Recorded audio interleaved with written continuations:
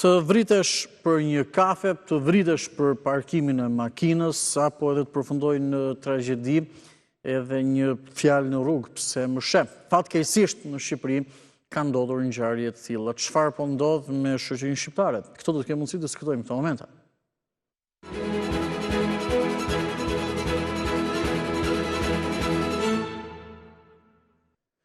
Kam kënaqësi të përshëndes, i them mirëmëngjes zotit Gëzim Tushi, sociolog, mjeshtër i madh, profesor, mirëmëngjes. Faleminderit që jeni në Report Televizion dhe kënaqësi që pranuat ftesën.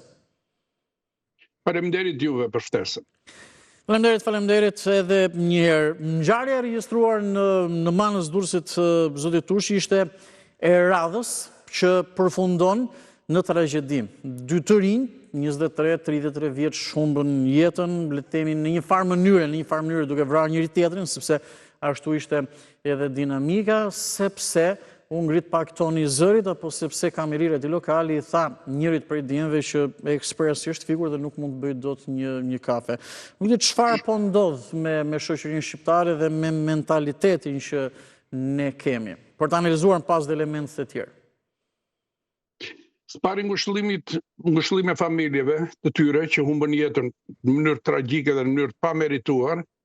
Së dyti, duhet të them që ngjarja e Manzës vazhdon të jetë një ngjarje enumerative, domethënë është një ngjarje që vazhdon të shoqërojë ngjarjet që ndodhin her pas here në shoqërinë shqiptare. Po, fatkeqësisht. E parë në mënyrë tërësore, ngjarja tregon që në shoqërinë shqiptare për fat keq, kjo sasi krimesh, krime për arsye banale, apo për arsye serioze, për hakmarrje, agjakmarrje, për mosplotësim të kërkesave, apo pse më pe, pse më pa, etj, apo pse nuk më bëre kafe, që ekspresi ishte i figur, janë të tilla që tregojnë se çmimi i jetës në shoqërinë shqiptare ka rënë shumë. Dhe ky është me të vërtetë është një problem i madh ontologjik për shoqërinë shqiptare. Nuk është thjesht për të numëruar sa janë vrarë dhe kur janë vrarë dhe ku janë vrarë.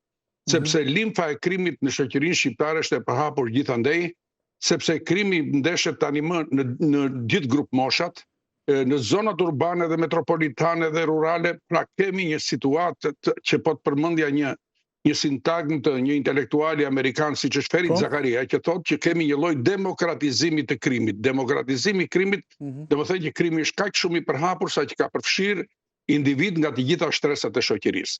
Rasti i Manzës, ashtu si dhe rastet e tjera, tregojnë që në një farë mënyrë në shoqërinë shqiptare, sidomos midis të rinjve, ka filluar të ketë një stakato, një prishje të sistemit të komunikimit për të zgjidhur problemet, për të zgjidhur konfliktet, dhe duke jetuar në këtë shoqërinë që ka krijuar idenë se njeriu i fortë është ai që zgjidh, që ndes ekspresin për të bërë kafe, apo që zgjidh problemet me gjyqësorin duke vrarë gjykatësin, apo që vret gruan sepse e ka tradhtuar, apo që vret vajzën sepse nuk e ka dëgjuar dhe ka shkuar në mbrëmje të vallëzimit me shokët e saj, të gjitha këto flasin për një lloj primitivizmi në shoqërinë shqiptare.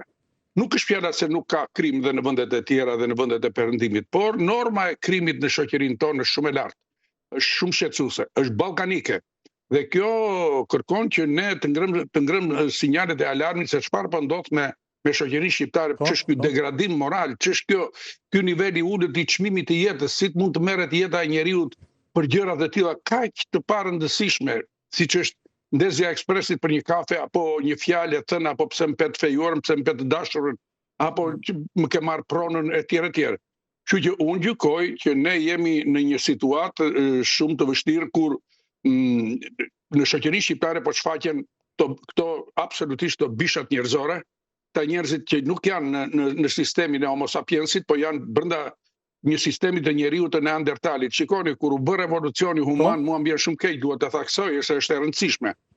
Kur u bë revolucioni human, u nda bota e kafshëve nga bota e njeriut. Kafshët mbetën, njeriu neandertalit mbeti në botën e kafshëve dhe bazohej tek forca, te lufta për ekzistencë. Kurse tek Homo sapiensi erdhi sistemi i komunikimit, erdhi gjua, marrëveshja, komunikimi, toleranca, humanizmi, solidariteti. Të gjitha këto instrumenta që mbrojnë shoqërinë nga krimi, të gjithë këto instrumenta që rregullojnë sistemin e komunikabilitetit, të komunikimit midis njerëzve për të shmangur dhunën, dhe ca më pak, ca më shumë, krimin midis njerëzve është një sistem i prishur. Kështu që Unë mendoj që nuk është rastësi. Ne i trajtojmë rast pas rastis, kësaj radhe Manzën. Po. Pas ca kohë në një rast tjetër i cili patjetër që do të vi, apo ngjarje të tjera që kanë ndodhur paraprakisht. Por të gjitha këto analiza enumerative e rasteve E kuptoj. ne na vë përpara një lloj përgjegjësie të madhe sociale dhe politike. Ata që janë në bordin e shoqërisë, ata që bëjnë ligje, sistemet e parandalimit, të edukimit dhe sistemet e ndëshkimit janë në një alarm të vërtetë se çfarë duhet të bëjnë për ta përballuar krimin.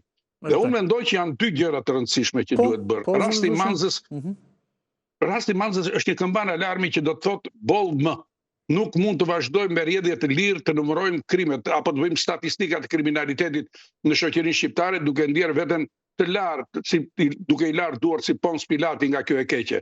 Përkundrazi, unë mendoj që tani më duhet të ndalim këmbët, duhet bëjmë një analizë diagnostikim më të thellë të problemeve që ka shoqëria dhe të cilat nuk janë të pasgjithshme. Nuk janë të pasgjithshme. Ato kërkojnë një lloj orteku social, një lloj bashkimi të faktorëve edukativ, parandalues të krimit, të formimit, pra të shqetësimit që pse po rriten këto bisha njerëzore, të cilat po na shfaqen që në moshën e adoleshencës kemi një shfaqje të krimit minor në shoqërinë shqiptare. Po ulet mosha e njerëzve që kryejnë krime. Dhe kjo është alarmante, shqetësuese. Imagjinoni adoleshent, fëmijë, merr armën dhe vret shokun, merr thikën dhe vret shokun për arsye banale, për çështje të bullizmit apo për çështje të tjera. Kjo Zodushi ka bëj me shoqërinë dhe me gjitha këto që ju that, apo tek ngjarjet veçanta, element persona të veçantë, është dhe pak individuale, personale, familjare, kultura, mentaliteti edhe gjithçka që ata përfundojnë fatkeqësisht në situata të tilla? Apo shoqëria e bën të tillë? Shikoni, ka një tezë universale të cilës unë besoj shumë që njeriu i krijon rrethanat, po aq sa dhe rrethanat e krijojnë njeriu. Kështu që ky ekuacioni i faktorëve social me ato individual duhet marrë në kompleks në lidhjen e tyre të brendshme, në lidhjen e tyre dialektike. Unë jam dakord me këtë operacionin mendor që ju bëni tani, që thoni si ti ndajmë, cilët janë faktorët social që gëlon kriminaliteti nga ato të personalizuara që lidhen me individualitetin dhe personalitetin e njeriu të veçantë që kryen krimi. Po sigurisht kështu është, edhe ju keni shumë të drejtë. Unë mendoj që së pari kjo që ka të bëjë me veçoritë individuale dhe me shfaqjet individuale të kriminalitetit është i lidhur me disa faktorë të tjerë shumë të rëndësishëm. Shoqëria shqiptare, familja shqiptare, shkolla shqiptare, institucionet e tjera të edukimit duket sikur kanë kapitulluar përpara nevojave të edukimit humanist të njerëzve tanë, të fëmijëve tanë, për të mos u bërë kriminal, por për të bërë qytetar, për njerëz të komunikueshëm, njerëz që dinë të përdorin instrumentat humane të zgjidhjes së kontradiktave. Më lejoni ta theksoj, në çdo shoqëri, në midis njerëzve ka kontradikta, ka konflikte, sepse marrëdhëniet midis njerëzve janë marrëdhënie interesash dhe shpesh ato interesa mund të përplasen edhe për një filxhan kafe, edhe pse më pet fejuarën, edhe pse më grabite pronën. Po problemi është si zgjidhim këto kontradikta. Ktu është ndryshimi i asaj që kërkojmë ne për formimin qytetar të fëmijëve tanë dhe ato industria e formimit, fabrika e formimit, institucionet e formimit human, solidar, qytetar të njerëzve tanë për të mos u bërë kriminal, janë edukata që ata marrin në familje dhe në institucionet e tjera që është shkolla apo institucionet fetare tjerë. Së dyti, ka të bëjë me rrethanat sociale dhe me një lloj kakofonie që kanë institucionet e tjera që kanë të bëjnë me ndëshkimin, me vendosjen e drejtësisë, sepse shumë krime janë pasojë, duhet ta them, janë pasojë dhe rezultati i faktit që në shoqërinë tonë ka një lloj drejtësia akoma të zhbalancuar, vonesa në zgjidhjen e konflikteve që kanë njerëzit në rrugë gjyqësore, dhe kjo her pas here i çon ata pastaj edhe në vendimarrje të tilla ekstreme, siç është marrja e hakut nëpërmjet veprimeve individuale eksesive. E kuptoj. Zotushi, kjo ngjarje, ne shpresojmë shumë që të jetë e fundit, ju e përmendet. Le të themi, jemi në atë pikë, pak ju e cekët që le të themi po derdhet kupa dhe me të vërtet është një situatë emergjente që duhet ndryrë me njerë me shumë element dhe me shumë faktor. Unë e mora si një lloj alarmi të jashtëzakonshëm nga ju. Shikoni, mua më vjen shumë keq që ka një lloj miopie sociale apo një indiferencë prej struci që fut kokën në rër dhe haron se çfarë ka lënë jashtë, që nuk e kuptojmë, nuk e vlerësojmë që kriminaliteti në shoqërinë tonë, në tërësinë e plagëve sociale që e kanë inunduar këtë shoqëri, dhe nuk janë pak, janë shumë, një pjesë prej tyre janë të natyrshme, janë të zhvillimeve intensive të postmodernitetit, fenomenet caktuara të cilat nuk po i merr tani siç është divorci, siç është problemet që ka familja, problemet që kemi me pronat, problemet të tjera që ka shoqëria shqiptare, që janë jashtëzakonisht shumë dhe që dëshmojnë për një lloj destabiliteti ekzistencial të brendshëm të funksionimit të saj. Po kjo është një anë. Ana tjetër, ajo që mua më shqetëson është që shikimi ndaj krimit në shoqëri, diagnostikimi i krimit në shoqëri, që nga ata që janë në bordin e shoqërisë, që nga ata që merren me politika, me bërjen e politika në këtë vend, dhe deri tek ata që merren me institucionet e parandalimit, të edukimit dhe të ndëshkimit të krimit në shoqëri, më duket se janë jashtë loje. Në shoqërinë shqiptare për fat keq shikoj një lloj urrëtie ndaj edukimit dhe formimit të rinjve tanë. Dhe kjo është alarmante.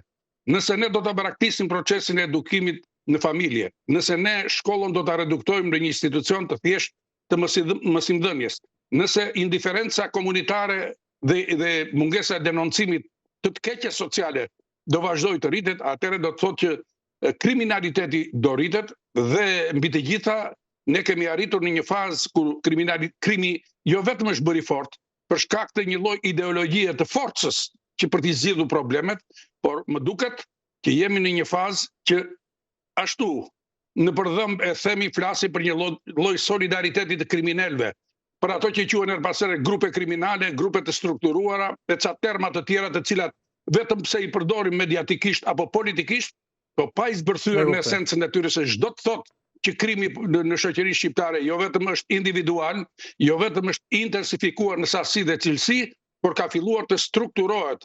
Dhe betejë me krimin e strukturuar, pastaj me krimin e organizuar është akoma edhe më e vështirë. Shëndeti i shoqërisë për mendimin tim është i tronditur nga shumë faktorë. Problemet që kanë të bëjnë me përdorimin e lëndëve psikotrope, me probleme të tjera, por për mendimin tim në evidencë, në qendër të ciklonit, të furtunës së madhe që po shqetëson shoqërinë shqiptare, krimi është pa diskutim patologjia më e madhe dhe krimi nuk është më një metaforë mjekësore, por është një realitet banal i dimensioneve shumë shqetësuese. Këtë duhet ta kuptojnë të gjithë nëse duam të rrojmë në një shoqëri normale, të humanizuar dhe sociale. E kuptoj. E fundit, zoti Dushim, ju kuptoj dhe institucionet ata që ju i cilësuat që janë në krye të shoqërisë e tjera, absolutisht ka një pjesë shumë të rëndësishme.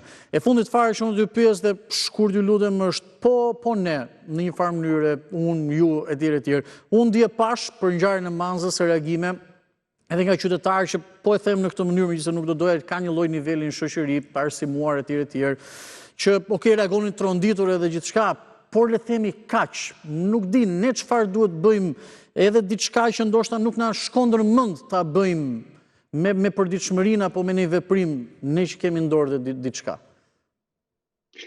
Absolutisht, një nga shkaqet thelbësore të krimit është indiferenca sociale dhe një lloj amnezie sociale e njerëzve që harrojnë se çfarë po ndodh, çfarë ka ndodhur dhe çfarë po ndodh në këtë shoqëri. Unë gjykoj që në gjitha vendet e Perëndimit, nëse kanë rezultate evidente në luftën kundër krimit, nëse kanë rezultate të dukshme në stabilizimin ekzistencial të kriminalitetit në shoqërinë e tyre, jo se kanë azisuar plotësisht, e kanë të pranishëm, kanë një komponent i cili ka të bëjë me denoncimin qytetar. Domethënë, në vendet e Perëndimit, në vendet ku ka një edukat humane të qëndrueshme, denoncimi i dhunës, denoncimi i krimit, i veprimeve anticivile kundër qytetare bëhet me të gjitha format e duhura.